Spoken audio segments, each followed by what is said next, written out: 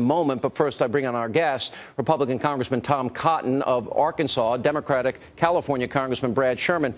Brad, Jay Carney said this will prevent future tragedies.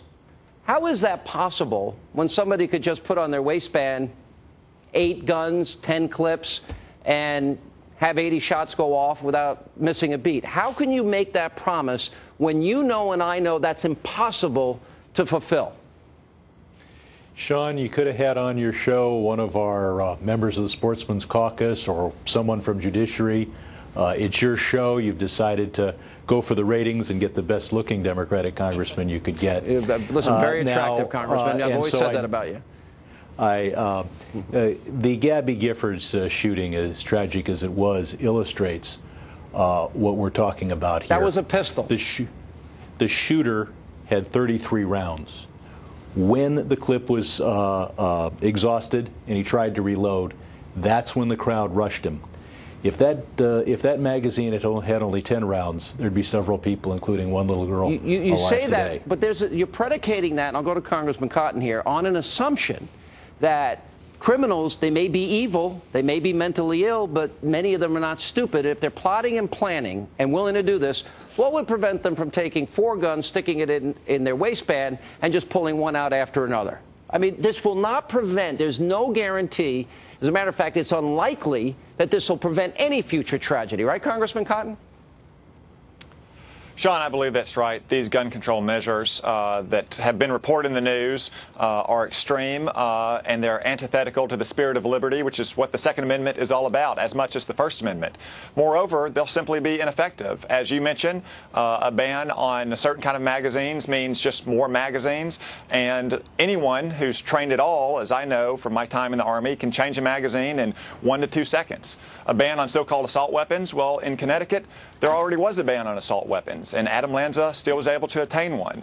The city of Chicago, for instance, has some of the most restrictive gun laws in the country. They also have some of the highest murder rates in the country. So while this kind of legislation might make some in the media or liberals feel good, it won't address the kind of horrific shootings we saw in Newtown. Right. To address those, we need to reform our mental health system, ensure families have access to health privacy laws that can let them care for the adult mentally ill children they have, and also ensure that there's no federal law that creates gun-free zones. We don't have those, frankly, in the U.S. Capitol or at the White House, with the brave men and women of the Secret Service and the Capitol Police guard us and guard the president. Our children don't deserve any less. We guard our money that way. Good point. Congressman Sherman, I'm sure if I ask you if you believe in the Constitution, you'd say yes.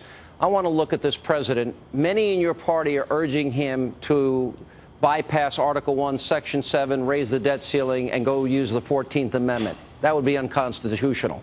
I just gave a whole litany of examples on immigration, on a bunch of other issues where this president has, in fact, circumvented Congress. Why executive order? Does he not believe in co-equal branches of government? Does he not believe that Congress has a right to weigh in on these issues? I would think usurping your power would be something you, as a liberal, would be against. Sean, every president has issued hundreds of executive orders. Not like this president. Not like this president in this magnitude. Never. Not true. You're already dreaming of what the executive order proposal would be tomorrow. The fact is, every president has issued controversial executive orders. Why not go through Congress and the legislative process where they pass laws and he signs them? Because the NRA has said they want more effective enforcement of existing laws. That's what the executive branch is supposed to do, and where the executive order does nothing more than use the authorized power. Would not do that, though. though. Obviously, he's not going to ban assault weapons with an executive order. Really? You'll come back tomorrow night if he does? I will come back tomorrow if there's an executive order that bans all the assault weapons in the manner that the Dianne Feinstein bill would. Right. That's absolutely the situation here is that we need.